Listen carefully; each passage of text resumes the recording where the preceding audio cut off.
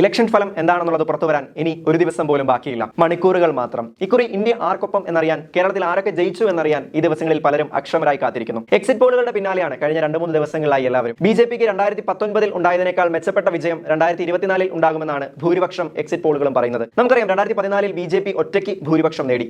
274 സീറ്റുകൾ ടാർഗറ്റ് ചെയ്തായിരുന്നു അവർ വന്നിരുന്നതെങ്കിലും 282 സീറ്റുകൾ അവർ നേടി. 2019 ആയപ്പോൾ ഇത് കൂടുതൽ ഉയർന്നു. ഇക്കുറിയും BJPക്ക് 2014നെയും 19നെയും മറികടക്കുന്ന വിജയമായിരിക്കുമെന്നാണ് എക്സിറ്റ് പോളുകൾ സൂചിപ്പിക്കുന്നത്. എന്നാൽ ഈ സൂചനകൾ ശരിയാണോ? ഇവ ശരിയാണെന്നും ഇതിൽ കൂടുതൽ ഭൂരിപക്ഷമാകും തങ്ങൾക്ക് കിട്ടാൻ പോകുന്നതെന്നുമാണ് BJPക്കാർ പറയുന്നത്. എന്നാൽ പ്രതിപക്ഷം ഇത് അംഗീകരിക്കുന്നില്ല. ഇത് മോദി ഗോദി മീഡിയയുടെ ഒരു പ്രൊപ്പഗണ്ട മാത്രമാണ് എന്നാണ് അവർ പറയുന്നത്. 298 സീറ്റ് ഇന്ത്യ മുന്നണിക്ക് ലഭിക്കുമെന്നാണ് രാഹുൽ ഗാന്ധി പറഞ്ഞത്. എന്നാൽ MV ഗോവിന്ദൻ പറയുന്നത് എക്സിറ്റ് പോളുകൾ തയ്യാറാക്കിയവർക്ക് ഭ്രാന്താണ് എന്നാണ്. എക്സിറ്റ് പോളിനെയൊക്കെ തോൽപ്പിക്കുന്ന രീതിയിലുള്ള വ്യത്യാസം ഉണ്ടാകുമെന്ന് സുരേന്ദ്രനും മുരളീധരനും പറയുന്നു. എക്സിറ്റ് പോളുകളിൽ എന്തെങ്കിലും വാസ്തവമുണ്ടോ?